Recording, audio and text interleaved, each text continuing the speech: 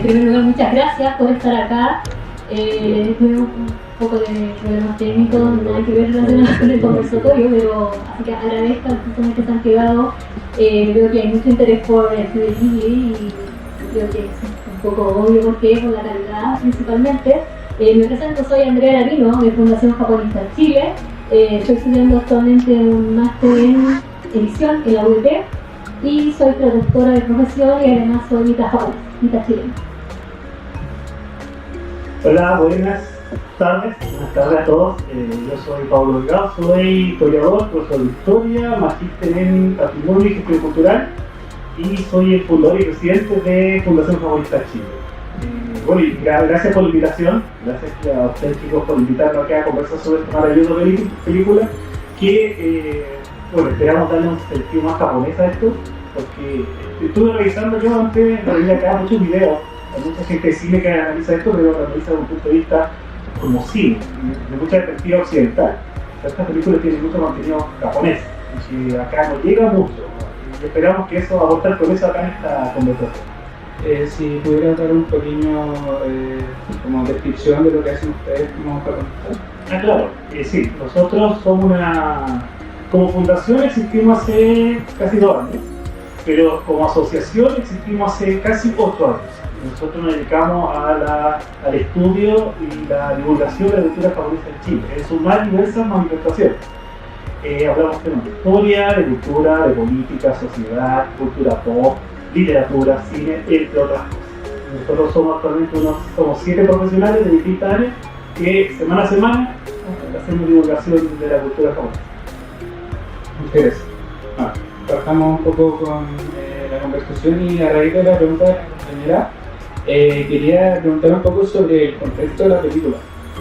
Buscando un poco en internet, vi que se desarrolla durante el periodo de Muromachi y bueno, vemos como un poco un choque, primero, bueno, lo principal de los humanos con la naturaleza, pero también un poco como entre esta como evolución de los humanos, donde vemos a la ciudad de hierro, donde están como donde se ve más este enfrentamiento, pero también tenemos a la aldea de los Zenichi al inicio, con Achitaka, y que todavía es un poco como más rural, y bueno, si me podrían hablar un poco de lo de Nietzsche y bueno, de esa era en concreto. ¿Cualquiera? Sí, sí, vayan en orden ya. Ahí hablando de lo que... Entonces, vamos a venir. Ya te lo vuelvo ya para ya. Bueno, sí, algo muy cierto, que también lo venía comentando con Andrea, es que esta aldea que nos presentan al inicio, y ahí Andrea quizá puede más detalle, el contexto geográfico donde se desarrolla esto es Tohoku, norte de Japón, pero que lamentablemente es una región muy poco conocida en Occidente, siendo que tiene una riqueza arquitectónica, una riqueza arqueológica y cultural bastante profunda, incluso a veces más antigua que lo que se conoce aquí del centro y sur de Japón. Entonces, la película parte, una de las reflexiones que yo venía haciendo, la película parte con esta aldea y que nos está dando a entender que va a la baja, que está por desaparecer con muchas tribus. Y esto me recuerda también, no creo que es una referencia directa, pero recordemos que en el norte de Japón y Hokkaido están los Ainu, y que son las tribus autóctonas de Japón que ha logrado sobrevivir hasta el día de hoy. Entonces se nos muestra que estas tribus originarias que existían vienen en decadencia, desapareciendo por distintos motivos. Y ahí se nos muestra algo que pasa quizás a veces desapercibido, que nos lo comentan muchas personas en los que muestra la película. El protagonista le pregunta a una especie de sacerdotisa de la villa qué es lo que ha pasado. Y ese es un resabio de muchas de estas tribus de Asia en general, y que Japón lo tiene con el animismo y con el Shinto, de consultar a estos sabios que están relacionados con lo que era el mismo japonés. Entonces ellos consultan no solamente a los antepasados, a la animal, sino que rastrean las evidencias de la naturaleza, los vientos, los colores, el flujo del agua, entre otros, y pueden tratar de vislumbrar lo que es el futuro, lo que está pasando. Entonces esta señora, esta sacerdotisa, esta artista vidente, nos dice que el protagonista ha sido contaminado por un demonio que se apoderó de esta deidad del bosque, de este caballo. Y ahí el protagonista tiene que partir a tratar de buscar la forma de curar. Entonces, en esta primera parte, eso nos muestra razonamiento de lo que eran estas creencias prístinas del Japón, que eran mucho más relacionadas con la naturaleza, que aquí América también la tuvo, por supuesto, con todos los pueblos originarios, pero que esto ya viene en decadencia. En contraste con lo que se nos muestra después con esta villa del hierro, y que ahí vemos que Japón está en una especie de revolución industrial, y que está hasta la mujer que comanda esto, en contraste con este Japón que está desapareciendo, que es mucho más primigenio. Entonces, esto en parte lo que nos muestra Miyazaki es esta región que conserva esta riqueza cultural muy antigua y que intenta sobre alguna forma estos cambios que está teniendo Japón en este periodo Muromachi, donde están habiendo cambios, principalmente por lo que es el régimen samurái, que también aparece inmediatamente como un elemento de conflicto. Pero eso, lo siguiente, prefiero que lo diga Andrea, lo que más conoce ahora de esta región que yo, esto vimos ahora, de Tohoku. Ah, sí, pero no conecta tanto con eso. Pero cuéntanos más. Sí, se hace referencia a veces como Tohoku, la zona norte de Japón, la zona de Honshu, como una sola, pero en general, o sea, pero en realidad son muchas etnias diferentes, las que bueno, aparece en la película también. Los Enichi son varias etnias en el fondo, que algunos antropólogos están en discusión si tienen como influencia o son Ainu, ¿no? Eso todavía no hay como un veredicto o algo comprobable, pero sí es cierto que en ese periodo, mucho antes, los Enichi entraron en conflicto con el poder central, porque el poder central estaba ya pidiendo los dineros, como los tributos, y obviamente algunas tribus Enichi no quisieron, porque obviamente se veían como apartados de este poder central que era el emperador en esos momentos, y empieza toda esta guerra con los samuráis, que ahí se ve también, como dijo Pablo, y bueno, como lo pudieron ver hace un rato atrás en la película, y que también sale como muy a ver si como muy delicadamente, pero hay como un conflicto y nombran un par de veces, creo, el emperador, que está como en conflicto con el emperador. No sale ninguna referencia, no sale como dibujado ni nada de eso, pero sí es parte de ese conflicto, y eso es parte del conflicto que obviamente pasó, que fue histórico. Y en cuanto a Tohoku a la actualidad, es muy parecido a lo que la mencioné en la película.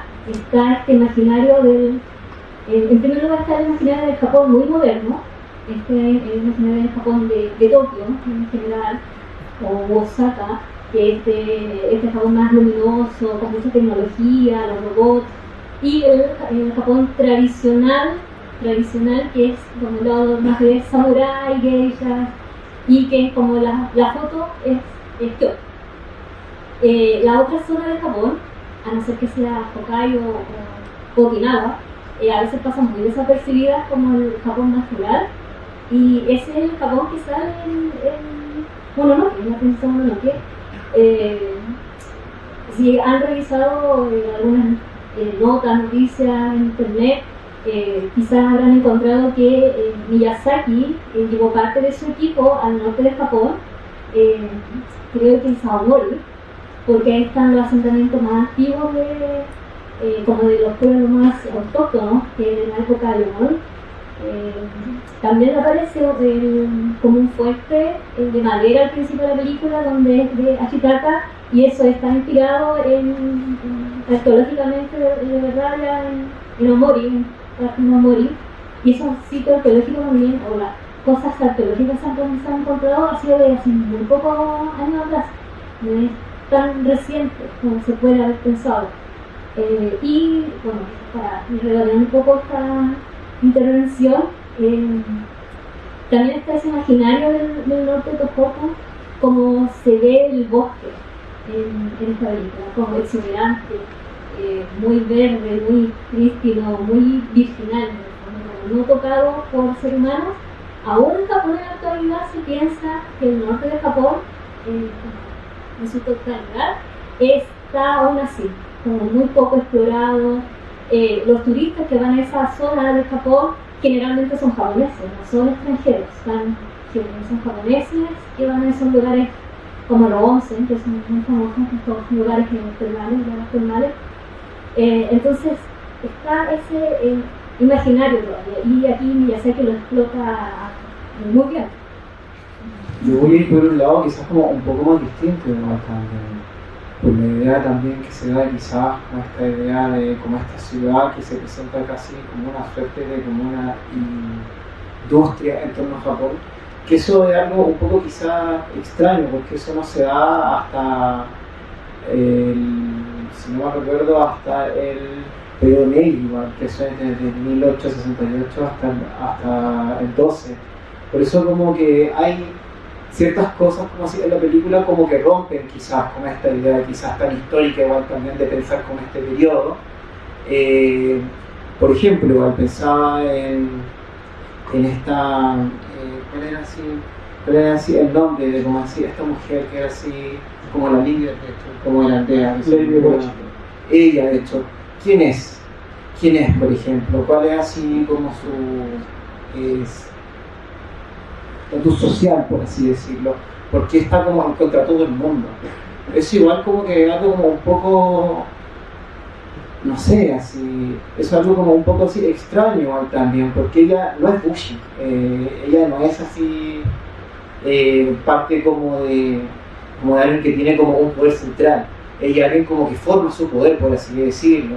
En ese sentido, de hecho, como que se podría de hecho comparar quizás más como con los comerciantes también, porque ella de hecho como que crea como esta suerte como de pueblo, como esta suerte de así empresa en torno como a su como a su fuerza, como así como al trabajo, como a la fuerza de como del trabajo, que eso es algo un poco, no sé, así como decirlo, como extraño, porque eso no estaba en estos periodos, eso de hecho es posterior, eso sí sale como en el Edo tardío, por eso que tiene como estos gestos un poco, no sé, así como extraños también, como que tenemos como esto que se dice que es en un tiempo, pero igual están como estas cosas como que nos quiebran también, como esta idea que no es quizás como tan preciso ese momento. Esa cosa como que me choqueó un poco igual también, porque también está como la figura de como el emperador.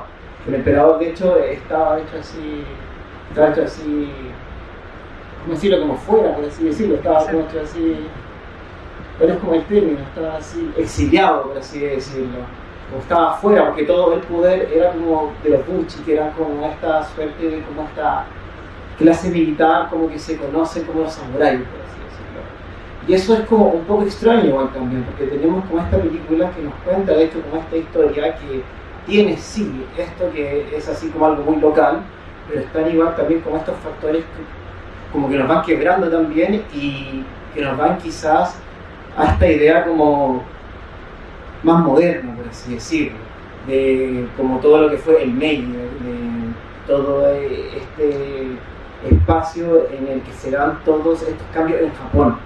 Por eso creo como que están así fuerte esto igual también, porque se crea también como este conflicto entre como así estas formas de vida quizás como más previas con esto nuevo igual también como lo puede ser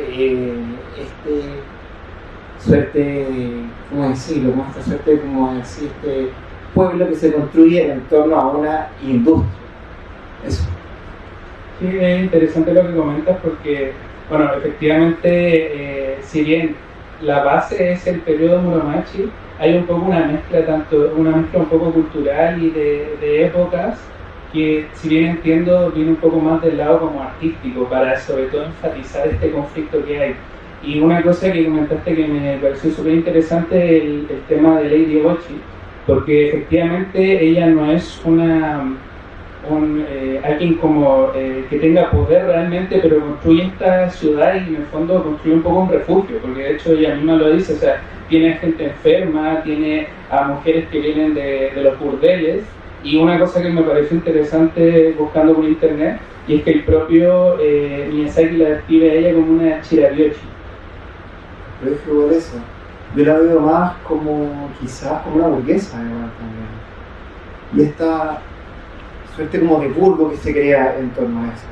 Que eso igual me parece también bastante complejo, porque la burguesía, que no es como tal burguesía como se conoce aquí también en Occidente, de hecho allá se le dice choi, es como un poco como complejo igual también, como esta idea, pero como que se da como esta suerte de, como este quiebre también, como esta idea de como esto nuevo versus lo nuevo también.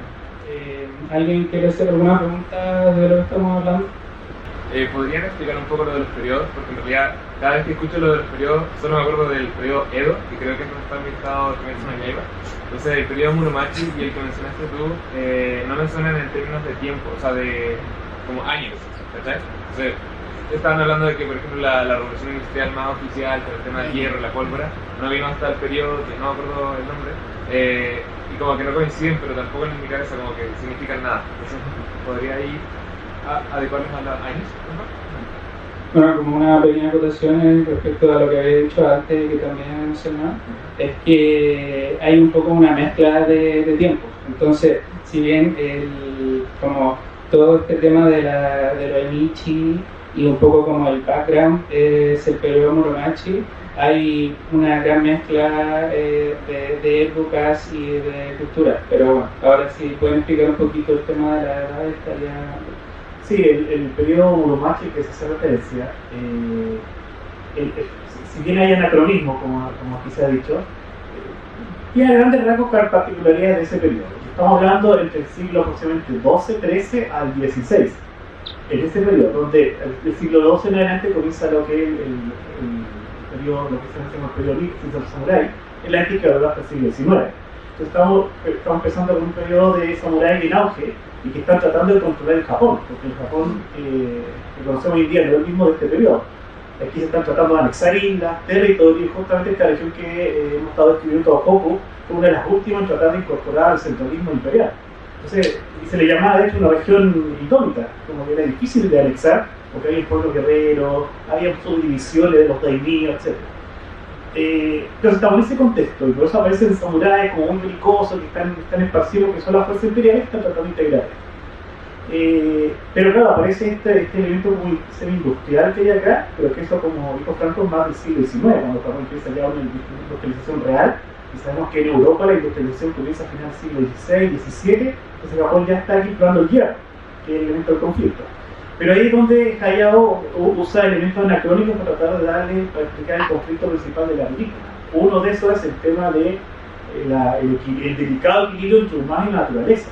Entonces él encontró probablemente esta forma de cómo la tecnología mal usada, los recursos mal usados pueden llevar a desequilibrar la naturaleza. Entonces yo lo tomo por esa parte. Y especialmente el hierro, que la explotación de todo mediante de forma artificial, por supuesto, ya ocasionó un impacto ecológico importante. Por eso aquí nos muestra al principio de la película que esta bolita de hierro, cómo llega a contaminar una deidad, un kami de un bosque. Entonces este es un periodo, en ese periodo está como a la mitad de lo que es el periodo samurái, el bajó. Este tipo de estereotipos que venía hablando antes, que como dijo Pablo, que esta zona se ha considerado históricamente como una zona más, quizás más indómita, no solamente por la naturaleza que es indómita, que tiene un invierno súper crudo, sino también que por este tipo de situaciones históricas que quedaron como esta gente como un poco más bárbara, como un poco más incivilizada. Y aquí es donde me resuena un poco el personaje de Ashitaka, que perteneciendo al norte de Japón, con todo este tipo de imaginarios del norte de Japón, es la persona que quizás más pacífica dentro de la película. Él es que trae como, que no quiere que peleen entre ellas la princesa, San y Lady Boshi, el que trata de mantener un poco el equilibrio entre los humanos y la naturaleza. Entonces, como quizás es la respuesta que ha encontrado Hayao Miyazaki para poner en juego estos típicos estereotipos de la gente del norte de Japón, la gente del sur de Japón, la gente del centro de Tokio de Japón, que siempre hay unos rasgos característicos. Entonces me gusta esa cosa que juegue con este tipo de personajes que, bueno, siempre lo hacen. si uno revisa la filmografía de Hayao Miyazaki, encuentra ese tipo de estereotipos, por ejemplo, la mujer fuerte como Lady Boshi, que como la primera lectura puede ser como esta, como la mujer, o este es como el personaje malo de la película, cuando recién se presenta, pero después vamos decantando que no, que ella también tiene su lado más amable, como que saca a las mujeres que están trabajando de prostituta, las tiene ahí como trabajando para sus bienes, pero en el fondo de buena manera. Se está preocupando de los leprosos, que en Japón también fue un tema de los leprosos, hasta hace muy poco atrás, que está el tema como prohibido, como muy fuerte en ese lado. Entonces es interesante cómo Hayao Miyazaki juega con ese tipo de historia y la incorpora en su filmografía. Entonces, en esa época Muromachi, ustedes decían que los Bushi eran los que dominaban, esa era la época de los shogunatos, ¿no? Entonces, en esa época, ¿por qué todavía le respondían entonces al emperador? ¿O era más bien un papel simbólico?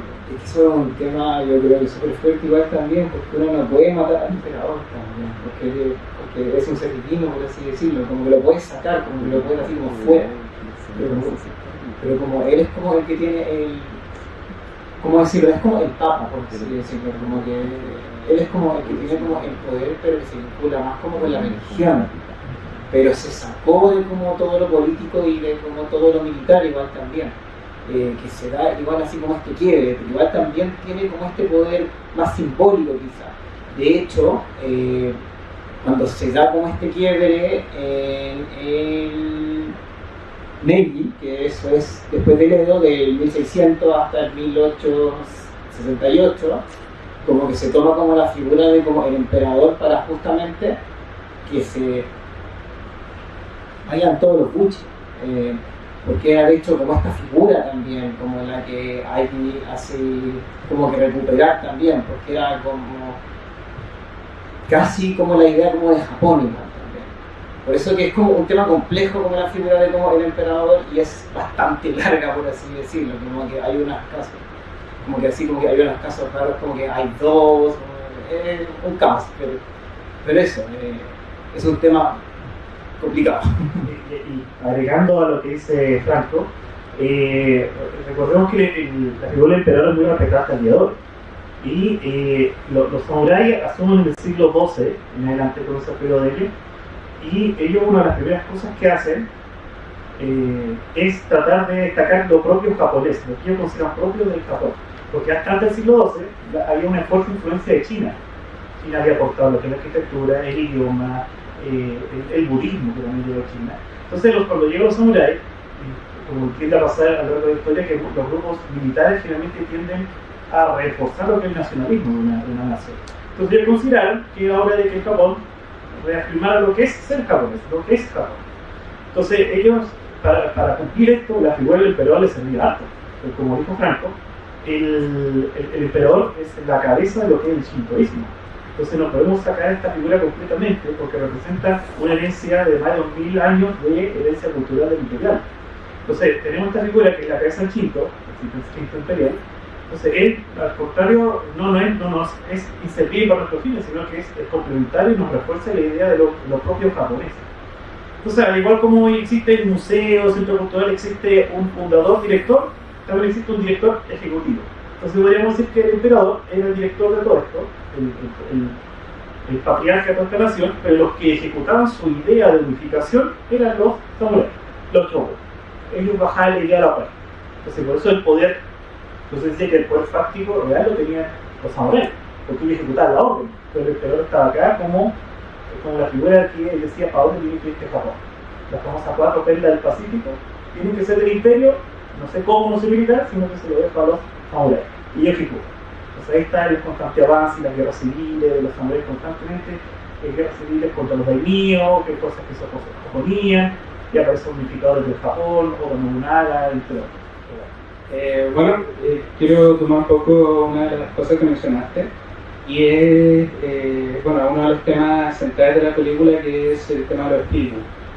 Como bien dijiste al inicio de la charla, hay mucho análisis como de la perspectiva occidental, sobre todo, y de la parte como más artística y fílmica, porque nosotros en general no conocemos la visión oriental.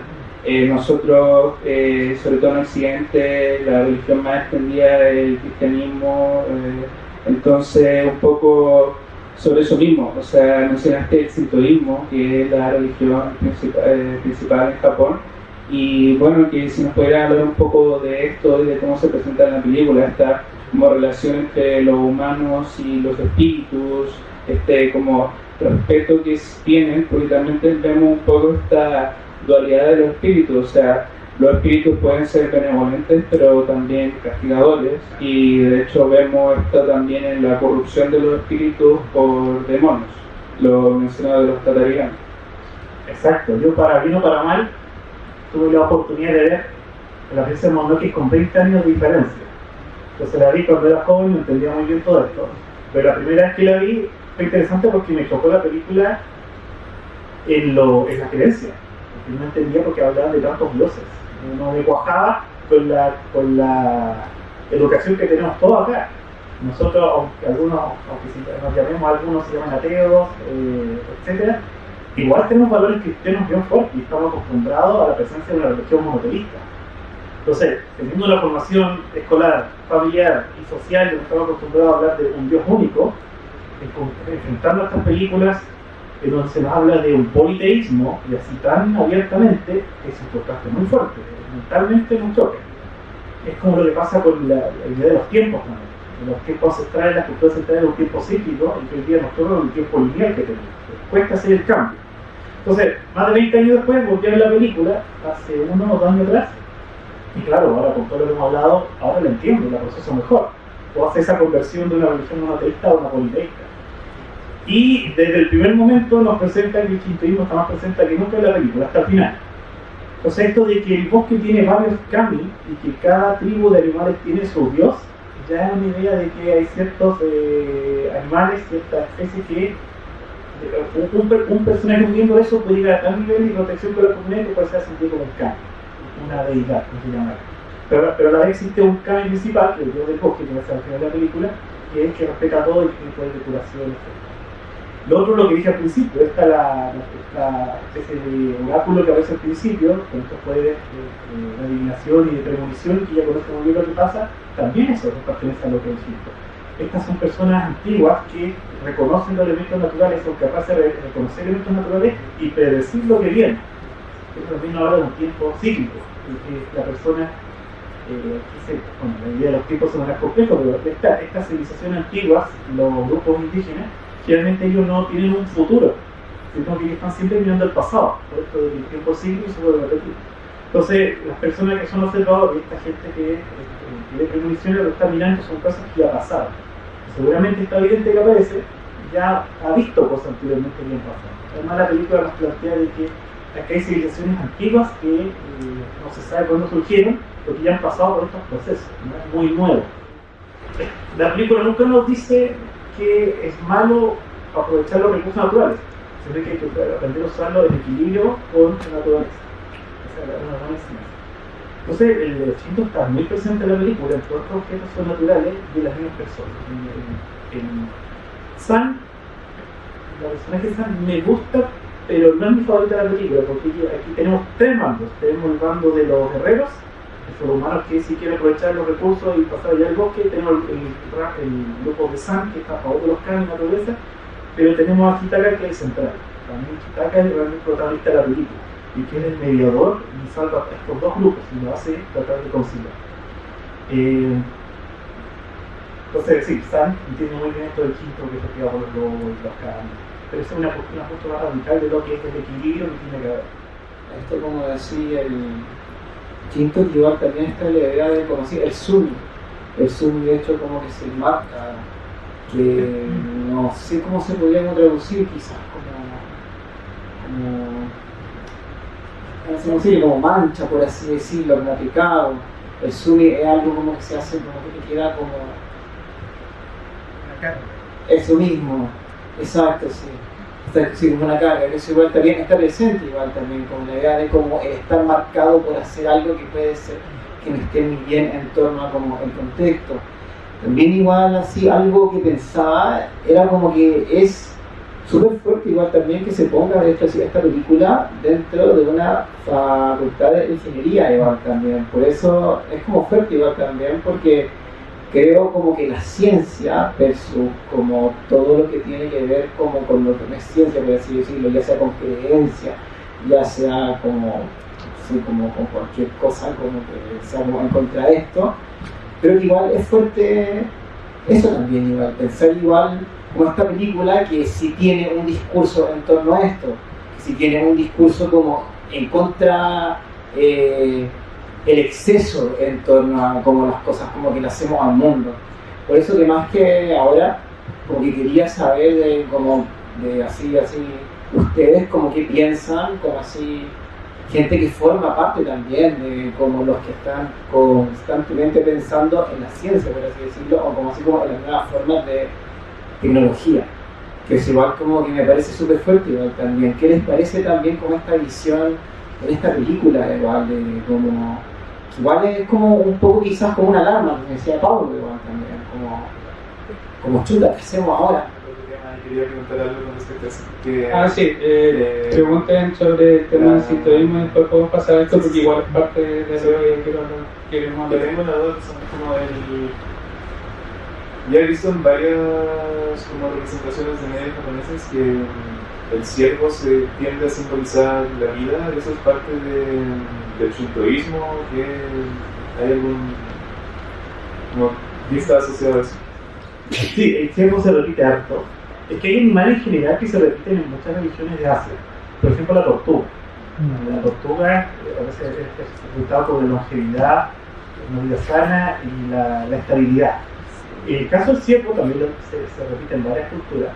Y sí, el ciervo siempre ha sido representado como un animal de autoridad y de fuerza.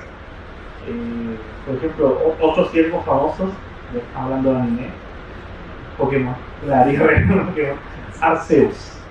Arceus, el Pokémon Arceus tiene la figura de un ciervo, que es el creador de todas las demás criaturas. Entonces, la figura del ciervo, y más encima Ashitaka tiene un animal, una especie de ciervo, está emparentado a un ciervo, que es el fiel compañero. Entonces, por lo menos lo que yo sé, donde yo sé el ciervo, sí, es un animal que se tiende a reflejar lo que es el poder, la estabilidad y la seguridad. Yo creo que no es casualidad que así como el Pokémon pusieron Arceus como el 10 Pokémon, aquí hayan puesto este ciervo como el del bosque. No sé si alguien más sabe los ciervos, que podría ser. Igual que ya. Sí, pero eso. En el mismo Pokémon hay otro. ¿Cómo? En el mismo Pokémon hay otro. Sí, hay varios ciervos. Sí, de hecho, iba a comentar que Charneas, otro Pokémon, es el representante como de la naturaleza, incluso. Así que, al menos, yo tampoco sé mucho, pero entiendo que un poco va por ahí la representación de la naturaleza. A eso voy. Cerneas lo muestran como el Pokémon que representa la vida y Beltal, el contrario, la muerte. Entonces va por ahí. Bueno, en Europa también se repite su versión. En este caso también es interesante como el propio ciervo, bueno, el Shichigami, representa tanto la vida como la muerte. Y bueno, y es él como tal es un poco la encarnación del bosque. Por lo mismo, cuando muere, el bosque muere. Que es una cosa interesante también de ver. Tomando un poco eso último, esto de que Shichigami es como la encarnación de la vida y de la muerte al mismo tiempo, me llama bastante la atención porque, por ejemplo, en el cristianismo estamos acostumbrados al Dios que es completamente bueno. Pensando atrás, por ejemplo, en la mitología griega, hay un Dios de la vida y hay un Dios de la muerte. Ocurre mucho esto en el shintoísmo, tener como dioses kami de conceptos opuestos en un solo ser, digamos. No los veo como opuestos en estas religiones politeístas, sino que son todos complementarios. Es que la pregunta tiene un trasfondo mucho más histórico-cultural. A ver, lo simplifico así. Deben saber ustedes que el cristianismo conocemos hoy día, han pasado más de 2000 años de Jesús. El cristianismo que conocemos hoy día es una versión muy modificada, modernizada y seleccionada por distintos periodos de la historia de la humanidad. Reinos, imperios, divisiones políticas, morales, etc. Por lo tanto, la idea monoteísta cristiana que conocemos hoy en día no es la más fiel a la hace 2000 años atrás o al monoteísmo que tenían las religiones monoteístas que aparecieron en la luna creciente del Medio Oriente. Es una versión muy politizada y que se fue moldeando según la necesidad política de su época. Por eso tenemos un Dios muy poroso, centralista, unificado, que casi cumple todas las funciones del otro mundo. En cambio, en la religión más arcaica tenemos una diversidad de dioses que son complementarios. Como tú bien mencionaste, por ejemplo, todo lo que es el politeísmo griego ateniense. Ahí tenemos un montón de dioses, cada uno en su área, y mientras no se toque y no se meta unos con otros, no pelean. Cada uno se encarga de su respectivo mundo. Y lo mismo pasa en el Japón. En Japón tenemos dioses de los más pequeños y más cotidianos, como el kami del arroz, por ejemplo, el kami de la cocina, hasta la diosa Materazo. No, el kami del arroz no. No es cualquier cosa, efectivamente, es importantísimo. Hasta la diosa Materazo, que es la encargada de dar y acoger estas 4 islas con sus rayos de sol y dar la fertilidad y el calor para que Japón emerja. Pero todos estos dioses conviven unos contra otros, a veces se enfrentan porque tienen problemas familiares, de parentesco, cosas. Entonces, el Shinto no se nos muestra como algo conflictivo, sino que los dioses a veces son tan reflejos de la humanidad como nosotros de ellos. Es interesante eso. En el caso aquí de la película, bueno, aquí hay un evidente desequilibrio en la película entre los kami del bosque y aquí los humanos parten siendo culpables. Pero también la película nos dice que estos mismos kami, copiando a los humanos, el rencor y el odio hacia los humanos también los perjudica a ellos. Y ahí, por ejemplo, vemos a este primer jabalí que avanza y quiere arrasar con los humanos a extinguirlo. Y este otro jabalí que a veces blanco, que está ciego y que es descurado, que también se va consumiendo por el rencor. Entonces, por eso yo digo que el mejor protagonista, el verdadero protagonista es Ashitaka, porque tiene esa maldición en su mano, pero él la controla. La escena más emblemática es cuando va a pelear con Lady Bochi y el niño se agarra el brazo para no sacarle la espada. Entonces, los dioses están desequilibrados con este rencor y odio, y los humanos, por otra parte, quieren extinguir a estos dioses, pero Ashitaka es el único que se mantiene centrado. Por eso ahí parece genial protagonista. No sé si me respondí tu pregunta que me fue la rama por ahí, ¿no? No, pero me gustó. Ah, ya. Hay una cosa que mencionaste antes que me gustó, igual que supongo que se puede relacionar un poco el tema de este concepto cíclico de la vida. Sí, sí. Igual el tema de la vida y la muerte, un poco se tiende a decir que son dos caras de la misma moneda, entonces un poco juega también con eso, me imagino yo. Sí, en Asia sí dice mucho eso. Lo más caricaturístico en Occidente es el yin y yang, el que se ha caricaturizado mucho y se ha simplificado como que no vive el bien sin el mal, no existe la luz y la oscuridad. Sí, es una caricatura grande rasgo que explica un poco esta idea, pero es mucho más allá que esto. Y en la película, nuevamente, intentan explicar esta complementariedad. Porque en la película es un desequilibrio. Los humanos no podemos vivir sin esta naturaleza. Y nosotros somos parte de esa naturaleza, no podemos sentirnos ajenos. De esta lo interesante también de esta loba que adoptó a Sam. La adopta, pero no la integra completamente, porque ya se reconoce como Mononoke, cuya traducción aproximada sería como la princesa contaminada con espíritus malignos, algo así. Entonces llamarla Mononoke también es como verla como algo ajeno, como que ya está bien, convive con nosotros, pero puede potencialmente es humana, puede llegar a hacernos algo si no se le mantiene vigilado. Sí. Es por eso que al final de la película Ashitaka dice Mononoke y se corrige y dice San. Probablemente, porque Mononoke tiene significado como un monstruo contaminado, con demonio, algo así. Dice como un monstruo. Entonces, como tenemos esta humana abandonada, criada por lobos, es algo intermedio. Algo intermedio entre qué tan humana es, pero también está criado por estos kami, algo está en medio que tiene una dualidad extraña. Eso es mi unidad de referencia a ti. No, o sea, que tú vas a manejar ese tema. Entonces tenemos este personaje como ambivalente y que termina reaccionando muy humana, justamente, cuando se enoja y cuando quiere atacar a Lady Bochi. Pero sí, Mononoke hace referencia. Y bueno, la otra anécdota que Miyazaki al principio a la película la quería denominar como la leyenda de Ashitaka. A mí me parece un nombre mucho mejor que Princesa Mononoke. Pero parece que por temas de marketing pegó más este. Quería pasar a un último tema y es tomando un poco lo que había dicho Franco anteriormente, y es el tema del medio ambiente, que es un poco el gran como enseñanza que nos quiere dejar un poco la película, y por eso quería saber un poco esta relación que tiene también como relacionándolo un poco al sintoísmo y esta como relacionado con los espíritus, esta relación de Japón con el medio ambiente, tanto como de forma histórica y hoy en más moderna, porque claro, históricamente puede ser un poco más distinto a lo que hoy en día, que claro, está sobre todo como que vemos este mismo enfrentamiento de la película, pero todavía más grande, o sea, con el tema de la industria, de las revoluciones industriales y eso. ¿Y cuál es el argumento? No, es que es un poco como la relación de Japón con el medio ambiente, porque igual también mencionaste anteriormente el cómo tratan un poco de conservar esto, entonces, ¿cómo es eso en Japón? Hoy en día Japón no se nota explícitamente, pero a nivel, por ejemplo, de reciclaje, Japón es uno de los países líderes lo que reciclaje hoy en día.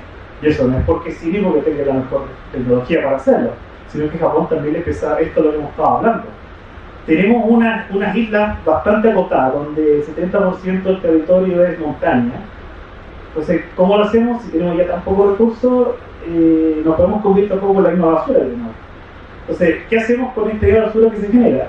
De ahí aparecen estos documentales que siempre hablan de las famosas islas artificiales que se han creado en ciertas partes de Japón. Entonces acá parece que encontrar esta forma de reciclar la basura y convertirla en un material que sea como soporte para seguir cambiando la costa, por ejemplo, de Japón. Lo otro que tenemos son las ciudades japonesas en general no son muy contaminantes en un amplio sentido. La contaminación acústica, la contaminación en lo que es smog, son bien limpias en ese sentido. Entonces, los que han viajado a Japón, los cientistas documentales, son bastante limpias las ciudades, se nota eso en general. Pero, y por eso tenemos que a Japón le duele tanto y le incomoda tanto, por ejemplo, cuando hay desastres naturales que pasan allá, por ejemplo, lo que pasó en Fukushima 2011. Ese tema, uno lo mira afuera del occidente y dice, qué terrible, agua radiactiva, un caos. Pero viendo el lado japonés es mucho más incómodo porque contradice todo esto que estamos hablando. Porque si yo, profesor Shinto, tengo una central nuclear que está contaminando el agua y el medio ambiente, o sea, no solamente estoy haciendo daño al medio ambiente, sino que estoy contradiciendo la enseñanza del Shinto. Estoy contaminando algo de lo que yo profeso a diario. Entonces, eso de la central de Fukushima es un tema muy incómodo realmente para Japón, que son medidas con eso y contener esa contaminación. Ese caso, de hecho, fue pero muy fuerte porque, de hecho, una como de las cosas como que querían hacer era como que así, el agua se vaya para el mar, por así decirlo. Hacer así, esto sí no se puede hacer. Como una suerte de un proceso en el que parece que el agua como que no era tan terrible y se hizo como una suerte de, ¿cómo decirlo así? Una suerte como de una campaña en el que se ponía como el átomo, que era como esta cosa como mala que iban como a ir al agua, pero era kawaii. Por eso que se dio como este choque cultural bastante extraño igual también. Por eso creo que es como un poco raro igual también cuando se ve quizás Japón como un país como tan bueno en ese sentido, porque igual están también como estas cosas que son incómodas también, porque también son un país. Creo que eso como que hay que ver igual también. Por eso, de hecho, están estas películas como estas, que son críticas también a esto. Porque uno lo puede ver quizás como, no, sí, es todo bien, pero no, es un país como todos los países y en todos los países hay temas que no son buenos. Por eso. Y que hay que conversar. Exacto. Tohoku es como el patio de atrás de Japón en general. Las centrales eléctricas, las centrales nucleares que generalmente están en una zona cerca de Tokio, pero en la zona de Tohoku son las que administran y abastecen de electricidad a Tokio. La de Fukushima, si no me equivoco, la que tuvo problemas para el terremoto y el tsunami del 2011, abastecían a Tohoku. Y así sucesivamente. Entonces, aquí calza un poco con el tema de la película. Digamos, como poder central, Tokio es pequeño, Japón en sí tiene muy poco territorio como donde abastecerse, por eso tanto el tipo de exportaciones es muy grande en términos económicos. Entonces están tirando como la basura a estas zonas rurales en donde está esta vegetación, naturaleza exuberante, para abastecer y aumentar el crecimiento económico de esta zona que es Tokio, pero con por el otro lado, con el costo. El costo en términos naturales de que estas zonas se ven maltratadas en términos naturales. Y recuerdo que hace muy poco tiempo atrás, como 1 año o 2 años atrás, Japón iba a verter estas aguas residuales de Fukushima justo en la zona cerca de Fukushima, en las costas, y salieron como los grupos de pescadores de esta zona de Fukushima a protestar y diciendo nuevamente nos están dejando sin nuestro negocio porque nos costó levantarnos, que la gente viniera a las costas de Fukushima a disfrutar, a ir a comer, porque pasaban de largo, les da miedo hasta el día de hoy ir allá como a turistear y a comer todo este tema de marisco y pescado.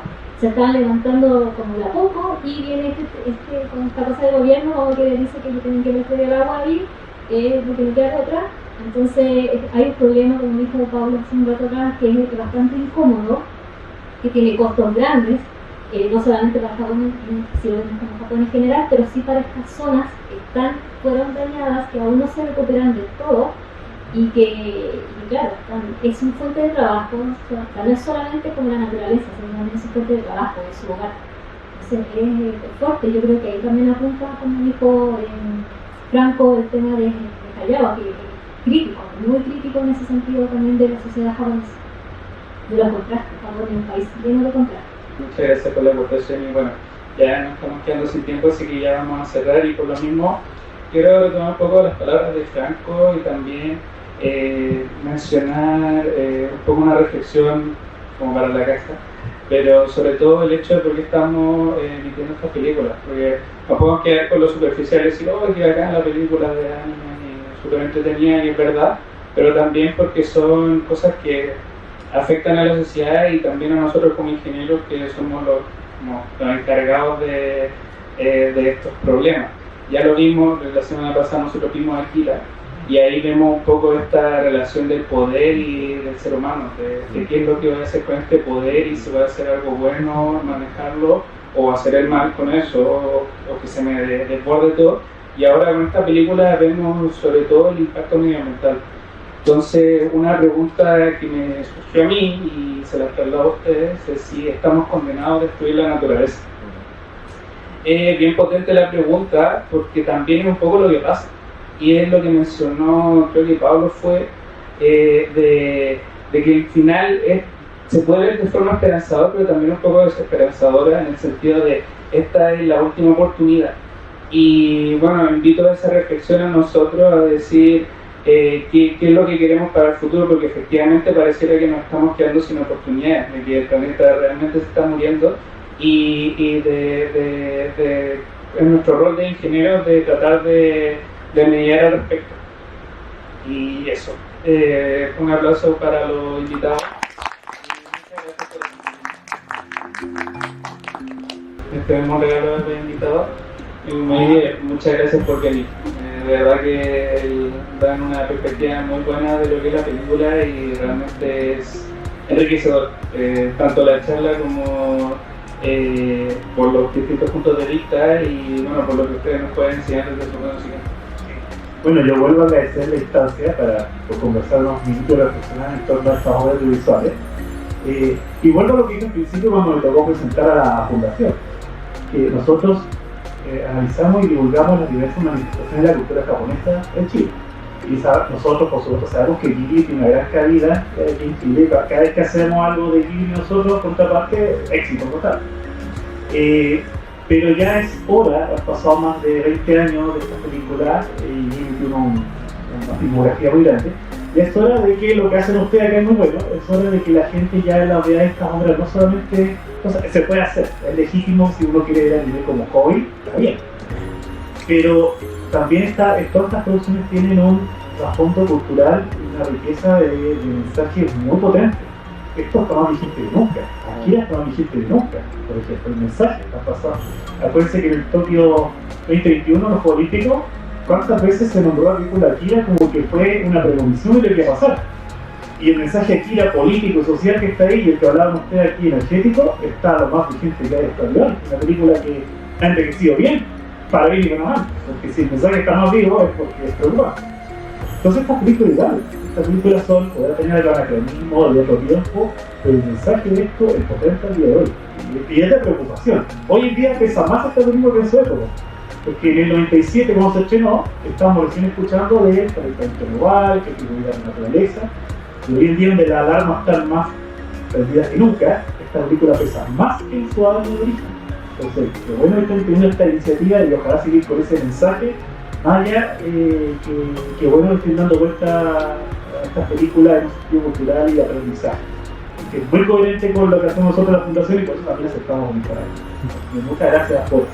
Muchas gracias a ustedes por aceptar nuestra invitación.